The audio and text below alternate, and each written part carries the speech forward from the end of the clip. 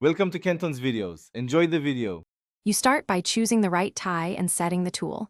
Pick a metal zip tie rated above your load and inspect the gun for a clean cutting blade. Feed the tie tail through the head and hold the bundle steady with one hand while you insert the tail into the gun slot. Once done, pull the trigger slowly to take up slack and use the tension knob set low. This prevents over-tightening while you judge fit and alignment. You now focus on controlled tensioning and a clean cut. Increase the tension setting stepwise and test with moderate pulls so you feel resistance without crushing the bundle. Make sure the gun stays square to the tie tail. A 90 degrees approach prevents binding and uneven wear. Squeeze the trigger in short, deliberate bursts while monitoring tie compression. Once the gun engages the cutter, hold steady until it severs the tail cleanly.